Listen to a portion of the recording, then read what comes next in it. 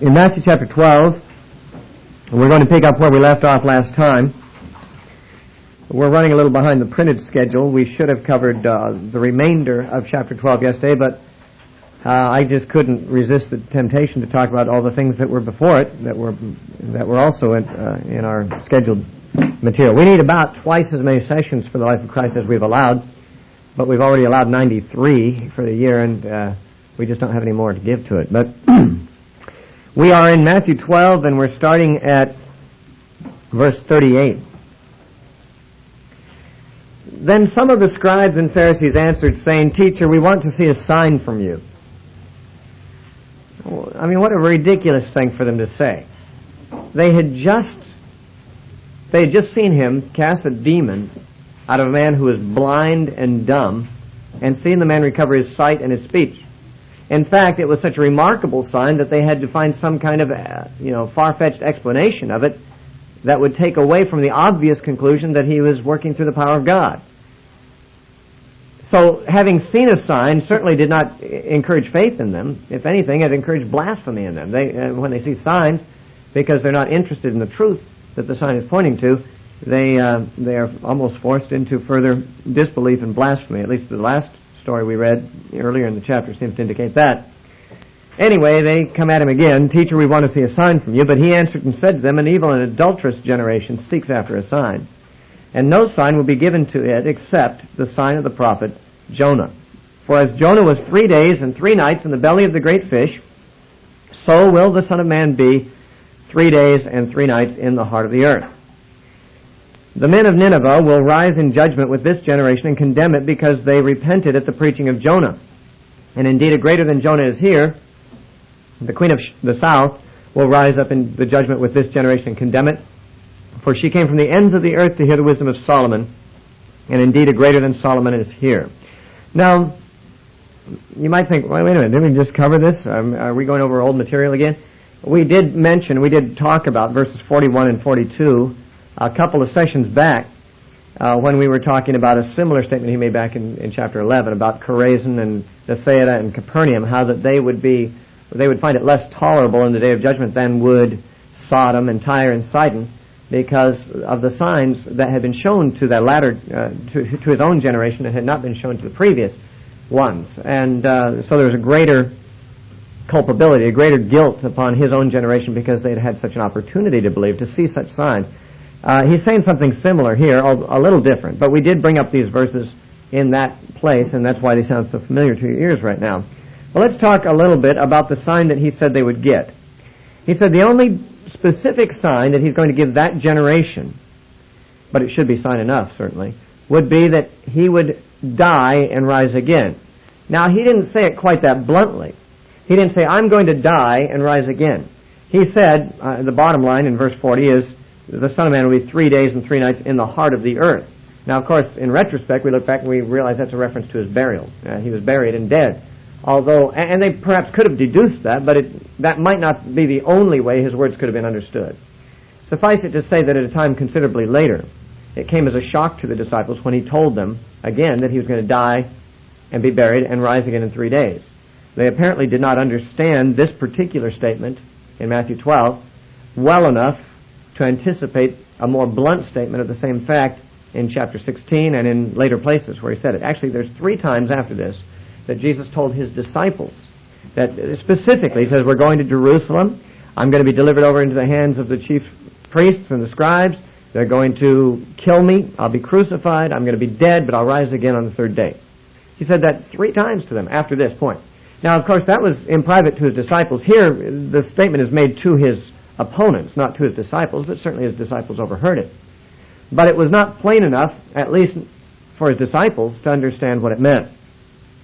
But it is the first time, I think, that he's made any reference to his death in terms that should have been understandable. He did, back earlier when he was talking to Nicodemus privately in chapter 3 of John, he said, well, as Moses raised up the serpent in the wilderness, so shall the Son of Man be lifted up.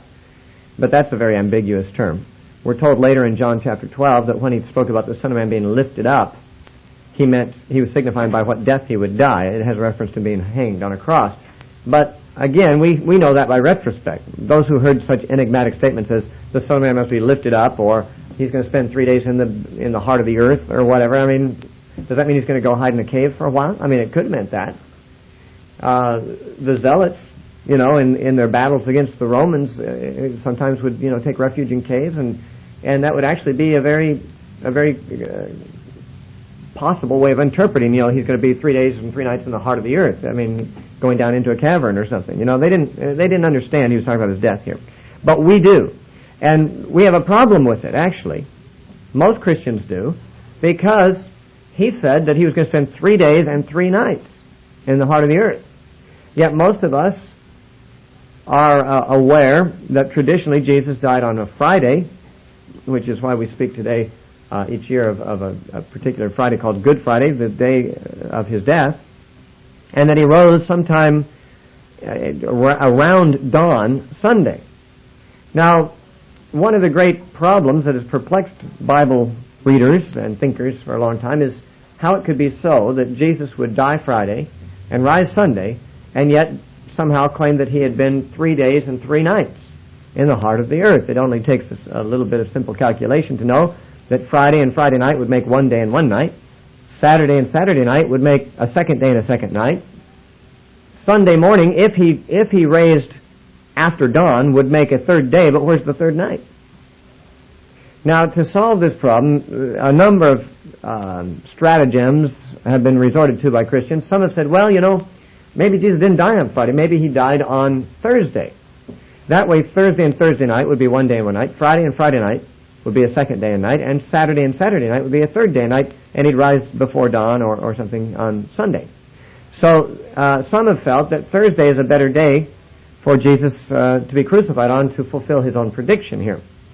Now, the basis of our belief that Jesus died on Friday is the very clear teaching in all the Gospels that it was the day, that when he was on the cross, the next day was Sabbath. Because that's why they broke the legs of the thieves, and that's why Jesus was hurriedly buried without proper anointing and so forth, because he died the day before Sabbath. And they didn't want to keep the bodies on the cross over Sabbath, so they hastened the death of the 2 thieves, but found Jesus already dead, hastily buried him before sundown, because Sabbath began at sundown. Now, obviously, if he was crucified the day before Sabbath, that would be Friday. Sabbath is a very important factor in the whole issue of the breaking of the legs of the thieves beside him and of his hasty burial and so forth, is because of the imminent Sabbath. And since Sabbath is Saturday, then his crucifixion must have been on Friday, it is deduced. Now, those who would like to make his crucifixion be on Thursday in order to satisfy the literal demands of this statement that he made about 3 days and 3 nights, they say, well, it was Passover week when Jesus was crucified, and in addition to the Saturday Sabbaths, the beginning and end of each festal week, whether it was Passover, Pentecost, or Feast of Tabernacles, the first day and the last day were also Sabbaths, whether they fell on Saturdays or not. They might fall on a different day of the week every year, just like Christmas does today or something. You recall from having studied the Pentateuch that there would be a week-long Passover, for example. And the first and the last days of that week would be days in which there would be a holy convocation, no work could be done. In other words, although I don't think they're called Sabbaths in the Old Testament, they were essentially ipso facto Sabbaths. They were Sabbaths because you couldn't work. And therefore it is thought maybe when it says that Jesus was crucified the day before the Sabbath, that this meant not the Saturday Sabbath, but perhaps Passover that week began or ended on a Friday, so that the Friday would be an additional Sabbath that week. The Friday would be, as the first day of the Passover week, would be a Sabbath. And then, of course, the next day, which would be Saturday, would also be the normal Sabbath. And then there'd be another Sabbath at the end of that week, the next Friday, and they'd have sort of 4 Sabbaths in 2 weeks' time there in that case. And that's not an impossibility. It would then make it so that the day he was crucified might be on a Thursday. And the fact that it was before a Sabbath doesn't mean it was before Saturday, but before the particular Sabbath associated with that Passover week, which perhaps could be said to have been on Friday. Anyway, this is all a stratagem to try to vindicate Christ for having apparently made a wrong prediction. If he was crucified on Friday and rose Sunday morning, then there's no way he could have spent 3 days and 3 nights in the heart of the earth. You just lose the third night somewhere there. And you might even lose the third day if he rose before dawn on Sunday. And I would like to suggest to you that there's a better way to solve the problem. For one thing, all the other times when Jesus predicted his burial and its duration, he gave a different figure with reference to the duration of his burial. In Matthew 16:21, Matthew 16:21, it says, "From that time Jesus began to show to his disciples that he must go to Jerusalem and suffer many things from the elders and the chief priests and scribes, and be killed, and be raised again the third day." Okay? He has to be killed and raised again the third day. Now, look over at Matthew 20 and verse 17. Matthew 20 and verse 17. "Then Jesus, going up to Jerusalem, took the 12 disciples aside on the road and said to them, 'Behold, we are going up to Jerusalem, and the Son of Man will be betrayed to the chief priests and to the scribes, and they will condemn him to death, and deliver him to the Gentiles to mock and scourge, and to crucify, and the third day he will rise again.'" Okay? Now, look over at 1 Corinthians 15.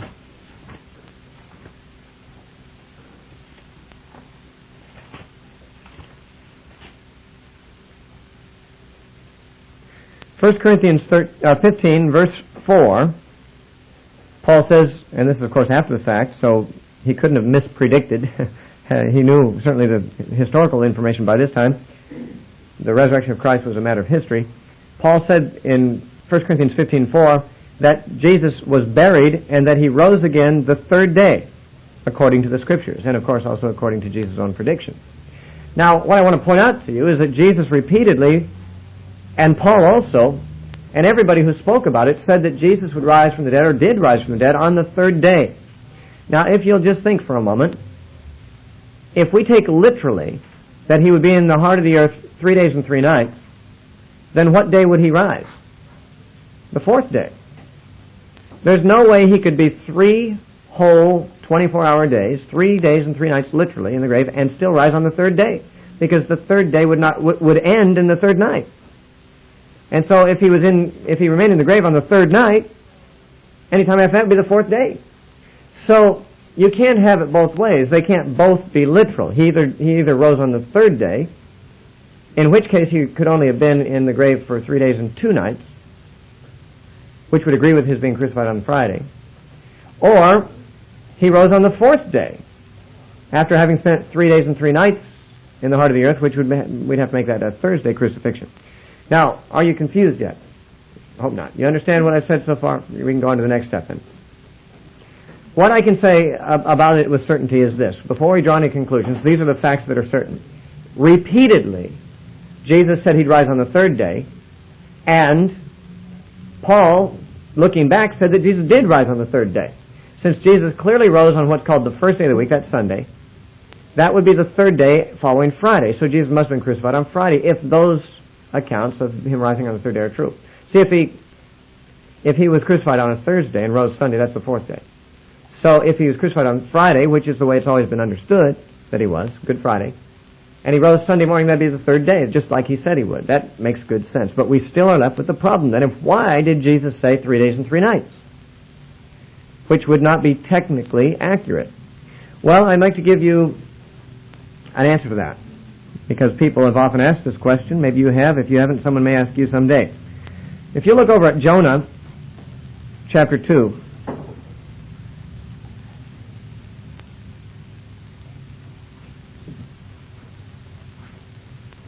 I'm sorry, chapter 1, the last verse in chapter 1.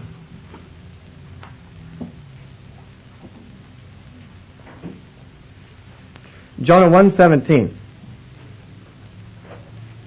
Right after Obadiah, which is obviously a very easy book to find.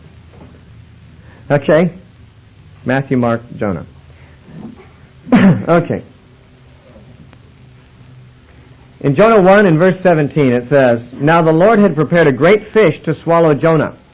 And Jonah was in the belly of the fish 3 days and 3 nights." Now, whatever else can be said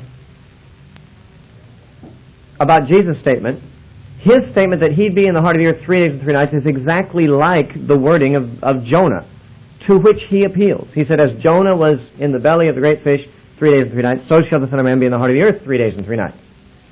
Okay?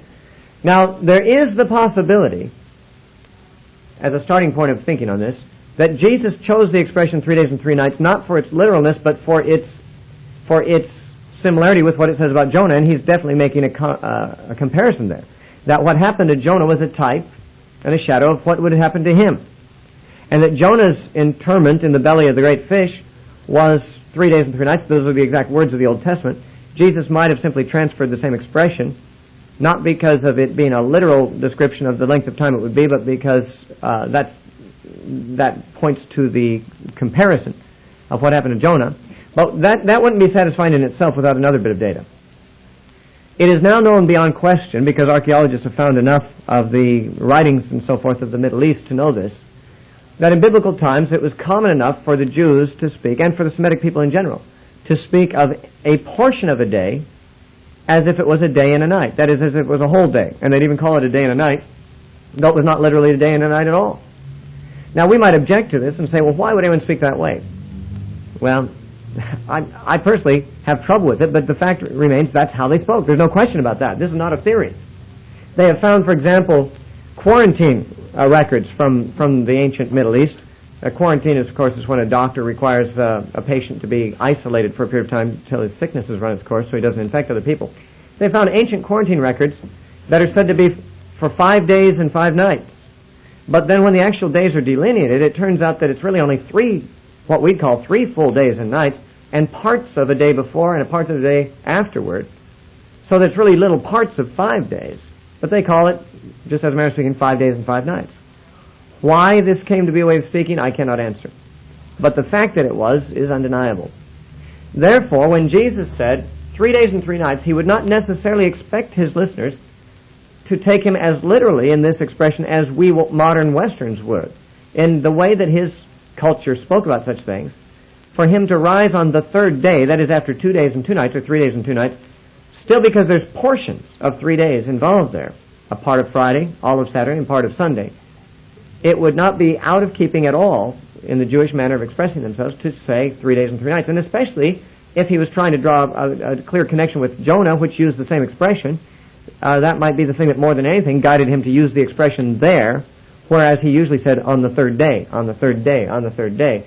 This is the only time in the Bible, Matthew 12:40 is the only time in the Bible that the expression 3 days and 3 nights is ever used of Jesus' time in the grave. All the other times say the 3rd day, the 3rd day, the 3rd day, which is different. And since Jesus usually said, I'm going to rise on the 3rd day, but on this occasion did not, I think it's fair to suggest that he allowed the passage in Jonah, which he was comparing his own situation to guide him in his choice of words. Jonah said in the book that Jonah was in the belly of the great fish 3 days and 3 nights, and since that was to the Jews a way of saying parts of 3 days, and that was accurate if taken in that non-literal sense that he used that term. Now, some may feel this is grasping at straws, but I see no problem with it. In fact, there's a further confirmation that this is probably how we're to understand it. If you look at Matthew chapter 27,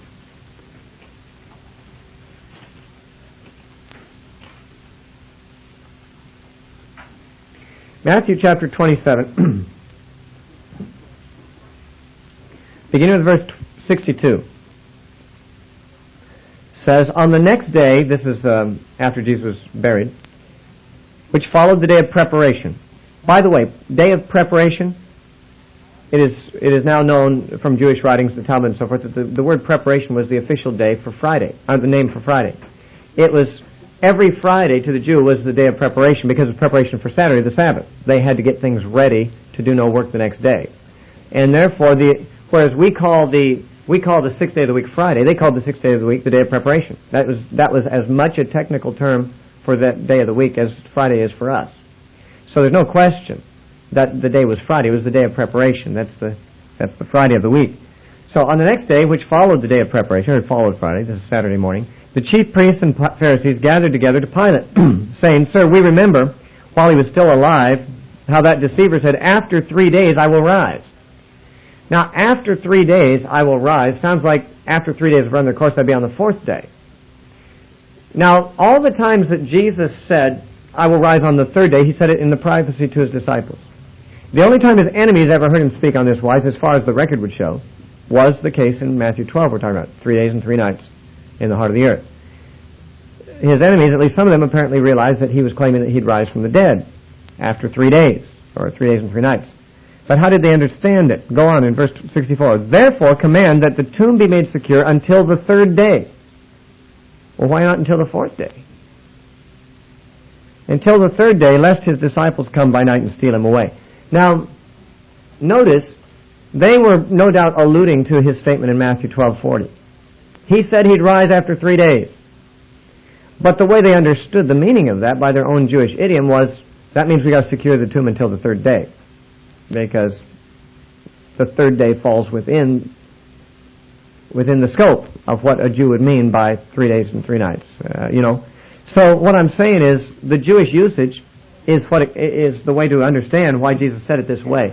And if one wished to take Jesus absolutely literally in the way that Westerners would, modern Westerners would take him literally when he said 3 days and 3 nights. Ancient Jews would not. Then we have him lying when he said the third day, because it can't be 3 days and 3 nights in the tomb and rise on the third day at the same time. One of those two options has to be chosen, since the third day is the common way of speaking both before and after the event. Jesus usually said the third day. The apostles, looking back, said he rose on the third day. Obviously, that would be the correct figure. And it would be this one, which occurs only once, only in a passage where it's compared with Jonah, and where it clearly uses an idiom that Jews are known to have used, that Jesus is not contradicting himself. He's simply using an idiom that they would appreciate or understand a certain way differently than we do. Okay, so in my opinion, to my satisfaction, that solves what appears to be a problem on the face of it. He was crucified on Friday, spent actually 2 days in the tomb, not 3 literal days, but parts of 3 days were occupied, and to the Jew, to say that was 3 days and 3 nights was quite acceptable. Yeah, John? That's a really good explanation. I'm just wondering what would happen, say, a reading series literally saying you're going to go take an account for 3 days and 3 nights, and then that's very literally. Yeah. Then what would that mean there on the other side of the day? It's hard to say. They might have another way of expressing it to be more clear. Since the idiom would be ambiguous, they might have to clarify the exact day they intended to come back. If that was something they needed to communicate. Like if a guy said to his wife, I'm going on a business trip, I'm going to be gone 5 days and 5 nights. Since that could mean, literally 5 days and 5 nights, or it could mean only parts of 5 days, he might only miss 3 nights or 4 nights. Probably, if that was something he wished to communicate clearly, he'd probably have to say something a little differently. He might say, "I'll be back on such and such a day." Right. Yeah. It would. In other words, that expression would not be as readily understood as an exact duration period as it would to us. We would say that, and it'd be very clear what we meant. With them saying it means anything like parts of that many days. Anyway, by the way, a number of commentators and scholars have affirmed that. That is certainly nothing I've come up with myself, but that is the way that they talk. Now, there's one other problem with this passage. It's not clear in the New King James because, as it was in the King James, it caused a lot of problems. In the King James version of verse 40, Matthew 12:40, it says, "As Jonah was 3 days and 3 nights in the belly of the whale." Okay? Now, you'll notice the New King James has changed it to great fish. Now, in translating it great fish, that agrees with what it says in Jonah. In Jonah 1:17 it says he was 3 days and 3 nights in the belly of the great fish. God prepared a great fish. So that there doesn't seem to be any contradiction. The problem is that back when people used the King James more, they encountered the translation in the belly of the whale. Now, technically, of course, a whale is not a fish. You probably know enough about biology to know that a whale is a mammal. And a fish is something else, a different class altogether. And therefore, many who were critics of the Bible, especially using the King James as their guide, felt there was a serious flaw, at least in the Bible and possibly in Jesus. That Jesus mistakenly thought that a whale was a fish, and it isn't. Yeah, what do you got there? Sea monster in what translation? New American Standard? Yeah. Okay. Yeah, it can be translated sea monster also. Yeah, that is an alternate translation. The point to make is that the Greek word is ambiguous that Jesus used. It may be unfortunate that the early translators translated it whale, because probably it can mean whale, but it apparently is a Greek word that in ancient times had flexibility of meaning a large sea animal. Could be a great fish, it could be maybe a giant squid, it could be a sea monster, a sea serpent, a whale, whatever. I mean, any of those things might well be designated by the word that was used. And unfortunately, perhaps, the King James translators chose, well, let's translate that whale, but forgot to check back and see that Jonah said it was a great fish. Now, a whale is not a great fish, and it was probably a translational problem more than anything that caused there to be an apparent contradiction. But those who are always looking for flaws in Jesus or in the Bible often pointed to this as a case in point of Jesus being wrong in a scientific fact. And therefore he couldn't have been inspired, couldn't have been God, or else he would have known that a fish and a whale are not the same thing. Now, I'd like to say something about that more. I honestly don't know whether whale or sea monster or great fish, I don't know which of those would be the better translation of the Greek word Jesus used. But even if it was found that whale is the best translation, even if the King James translators really hit it right, and modern translations have changed it in order to remove the embarrassment that existed in the King James, the conflict between whale and great fish, which is a possibility. Even if it could be shown that Jesus used a word that technically and most probably does mean a whale, I still would fault the critics rather than Jesus. Because whales are not classified as fishes by us moderns. But why not? Because we're guided by the taxonomical family trees of Linnaeus a few centuries back, who decided to classify animals into different groups, and he classified whales as mammals. Now you might say, but whales, it's not an artificial classification. Whales are mammals. They're not fish. Well, it depends on what you define as a fish and what you define as a mammal. Now see, the reason we call a whale a mammal is because it shares some characteristics with other mammals, namely hair, warm blood, it nurses its young with milk. Those are important characteristics. And humans and many other land animals do the same, and some other sea creatures do the same. And those are the criteria that taxonomists have just said that's what we're going to call a mammal. An animal is a mammal if it does those things. It has warm blood, hair, nurses its young. But you see, to make that particular selection of characteristics and say that is how we're going to classify these things as mammals is an arbitrary thing to a certain extent. For example, ancient people who are certainly not bound to follow Linnaeus' way of classifying things, they might have decided that anything that has that had a body shape like a fish, that had fins instead of legs, that was fully aquatic and lived continually in the ocean, they could have called that a fish. No one could fault them for it. It's not what we call a fish today. What I'm saying is the terminology that we take for granted has only been in place officially for a couple hundred years. And if ancient people wanted to broaden the perimeters of what they defined as a fish, that's their business. I mean, it could have been a whale, in other words. And yet the Old Testament writers, hundreds of years before Christ, may have used the word great fish because to them, they classified whales as fish. That wasn't a scientific absurdity. It's just a different group of characteristics to decide what to classify them on. I would remind you that we don't call a mustard bush a tree either, but Jesus talked about the mustard tree. But is it not the right of any culture to decide what they want to call a tree and what they want to call a bush? I mean, we have to remember that we can't judge the language of ancient cultures by the range of meaning that we give to modern words in our own language. And while it's true that by modern reckoning a whale is not a great fish, there's no reason why some other culture may have chosen to include whales and dolphins and any kind of aquatic animals whose bodies are not suited for land, to call them, put them under the general rubric of fish. They could do that if they want. After all, in the Old Testament in Leviticus, bats and flying insects are included under the general heading of fowl.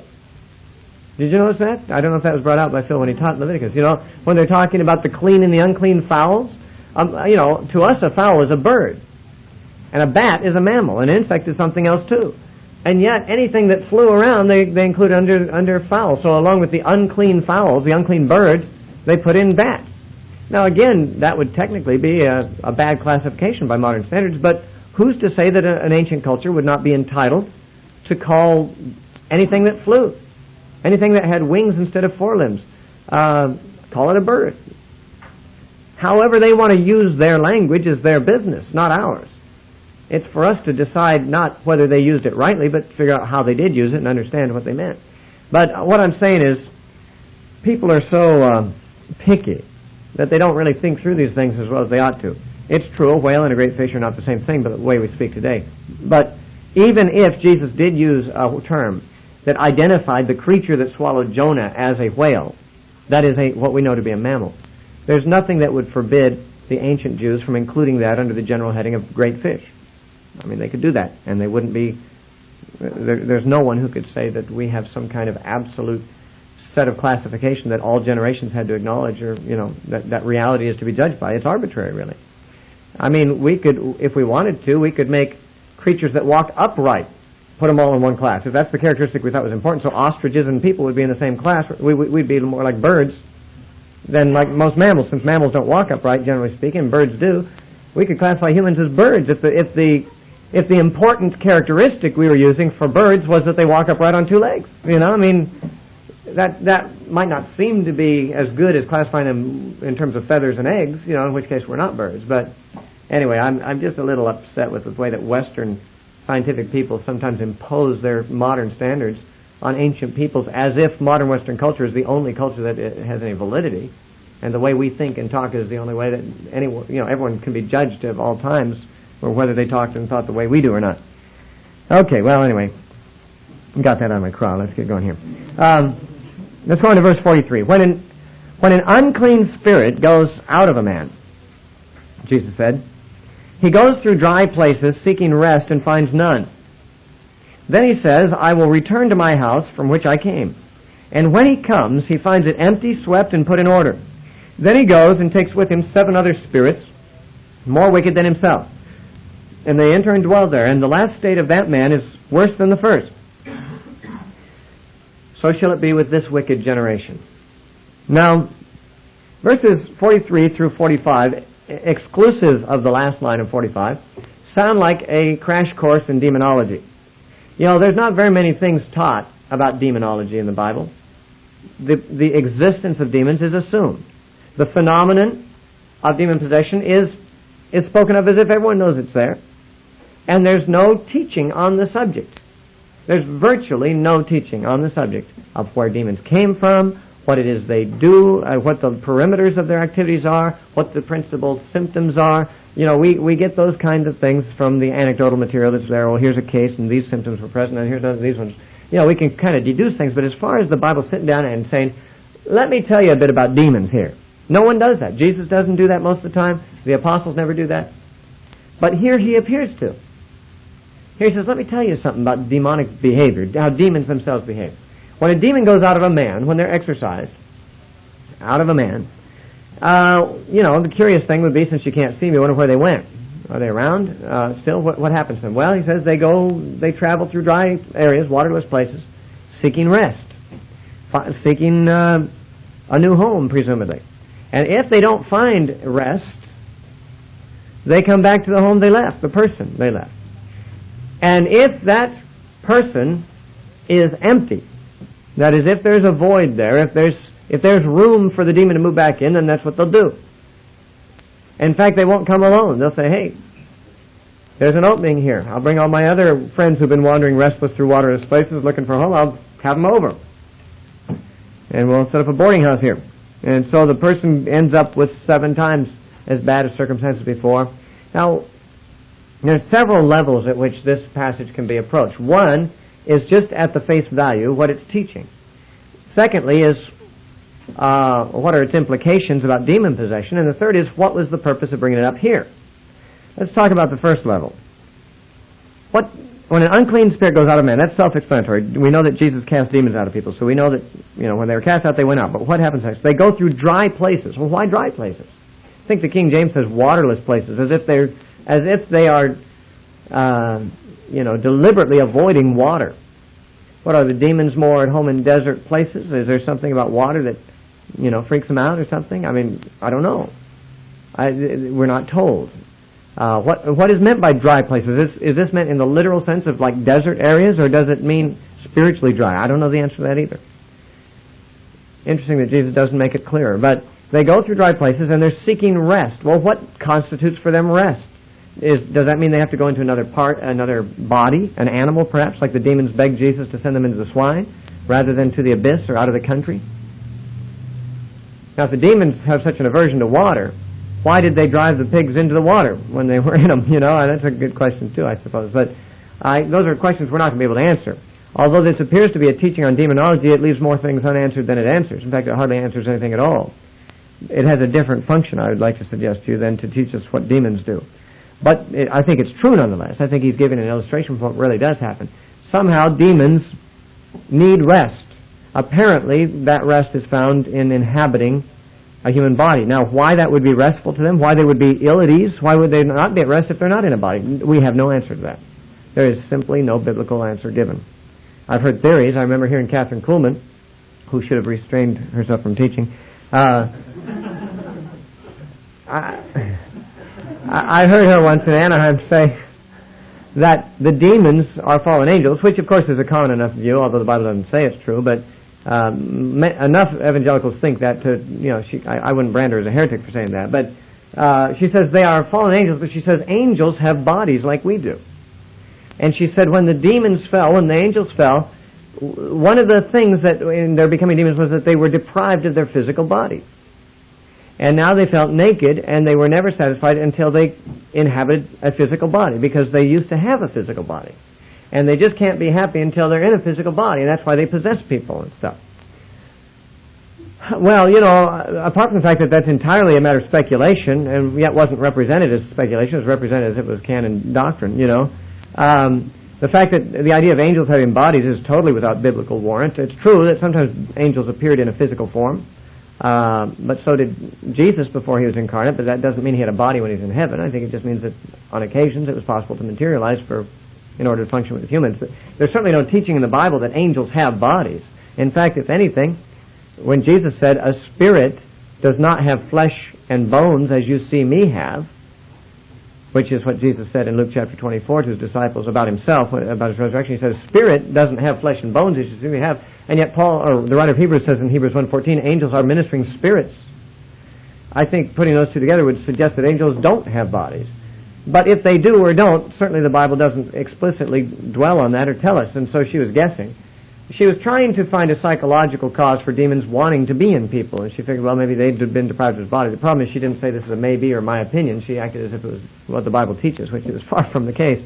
Anyway, I even wonder whether it's true that demons feel some compulsion to be in a body. I don't know if they do or not, but judging from their behavior, it would seem like they don't. Once they come into a body, at least biblically speaking, sometimes they kill the body. They try to throw the body into fire or water to destroy it. In the case of the boy that Jesus delivered at the foot of the Mount of Transfiguration, that whenever a demonic fit came upon him, he was suicidal. Obviously, if he died, the demon would have to come out. Demons get no pleasure out of living in a dead body, as near as I could tell. And or when they were thrown into the pigs by Jesus, why did they kill the pigs? These are things that, I don't know, we can't read too much between the lines, but it makes me at least wonder about the proposition that demons always want to be in a body. Seems like it'd be to their advantage if they were in a body and were obsessed with being in a body, that they would try to keep the body alive, not kill it, so that they could stay there and not have to go looking for another one. Jesus doesn't specifically say they go looking for another body to inhabit. He says they go looking for rest. I suggested the possibility that rest for them is in another person, inhabiting another body, but that's not stated. So again, there's more mystery. It's almost as if we know more about the demons before the Bible says anything about them. Once it says things, new questions and mysteries arise that we never even wondered about before. And I don't know. I'm simply pointing out how little is said and how enigmatic and mysterious what Jesus says is. The fact that he doesn't say it more clearly indicates that he's not trying to give us a crash course in demons. He's giving this illustration for another purpose, for another lesson, as he makes clear at the end of verse 45. But he says, when the demon returns to the house he was out of, namely the person that he came out of, and finds that house empty, swept, and put in order. Now, empty is usually considered to be the important word here. Vacancy is there. Swept and put in order may not have much to do with anything except that perhaps it's saying that when the person has been delivered, he's gotten his act together. He's gotten his life ordered properly. When he was demonized, he was perhaps insane and undisciplined and wild and messy and so forth, like the man in the tombs. Remember when Jesus cast the legion out of that man, it says that the neighboring people came and they found him sitting clothed and in his right mind. In other words, his house was in order. It hadn't been before. He was orderly, he was in his right mind and so forth. Now, when a demon goes out of a person, that may result in the person's behavior getting more orderly, getting cleaned up. They may actually become respectable people. But the problem is being respectable and orderly and self-disciplined isn't enough if you're also empty. I would follow most evangelicals in their interpretation of this to understand this to mean that if the demon goes out of a person, that person is vulnerable to being possessed again, only worse, unless they fill that void with Jesus or with the Spirit of God. That a person who's delivered from demons, no favor has been done to them unless they also become a Christian. If they become a Christian and filled with the Spirit, then the demon, if it returns, will not find the house empty. The demon will come knocking and the Holy Spirit will answer. Say, sorry, no vacancy. And that is what I understand to be suggested here. Although it's far from stated, it's generally assumed by Christians to be implied, and I think it's a fair assumption. Now, in the event that a person is delivered from a demon and does not become a Christian, or does not walk in the Spirit, is not filled with the Spirit, then that demon may come back and find the house empty and come back, and that person be in a worse condition than before. Now, look with me, if you would. Well, no, let's not look there. We will look there in a moment. Look at the last line of verse 45. So also shall it be with this wicked generation. What in the world has that line got to do with what he's just been saying? It sounds like he's talking about people and demons and demon possession and deliverance and falling into a worse state afterwards. But he says all of that to make this point. He gives it functions almost like a parable. You know, over in Matthew 18, Jesus tells the parable about the king who forgave someone a great debt, and the person refused to forgive a fellow servant of a small debt, so the king threw the guy over to tormentors, right? You've heard me talk about that before. But after Jesus tells that parable, he says, so also shall my Father do to you if you don't forgive one another. He tells a story, and he says, now here's why I told it. The story really has to do with this situation. I mean, this story is true to life, but the point I'm making really is applicable to what I want to say here. This is the application. So shall it be with you. In this case, he tells this whole thing about demons going and coming and so forth. And then he says, and so shall it be with this wicked generation. Now, what comparison is he seeking to make here? What is it about his generation that can be compared to a man who had a demon cast out, but refuses to fill the vacancy so that his latter state becomes far worse than before? That is, he becomes possessed by greater and more demons than ever before. And by the way, 7 demons worse than himself is, in verse 45, not necessarily a statistical number. We know from Proverbs and Psalms and many places in the Scripture the number 7 is often non-literal. It just means a full number. And so what he's saying, he gets a lot of demons. I mean, 7 may be statistically accurate, but it needn't be. It's just the guy gets he's a lot worse off. Worse demons and more come in to fill the void. Now, I like to suggest this as the interpretation. He specifically says this man that he's just described, who has a demon go out and come back with more buddies, that man is like his own generation. Now, a little earlier in chapter 11, he was comparing his own generation with some other things, like children who refuse to be humored by one type of play or by another. Now he's likening his generation to not children, but to a man. A man who, when Jesus came to him, was possessed. But Jesus has come and driven the demon out. The question now is, what will the man do with Jesus? If the wrong choice is made, then that man who has experienced temporary relief is going to find that he's in far worse condition, invaded by hordes of demons at a later date, and his latter end will be worse than if Jesus had never come to him in the first place. Now, having put it that way, there's probably some obvious connections we can make. Jesus, operating among his generation, was doing them a great service, casting demons out of demon-possessed people, healing sick people, shedding light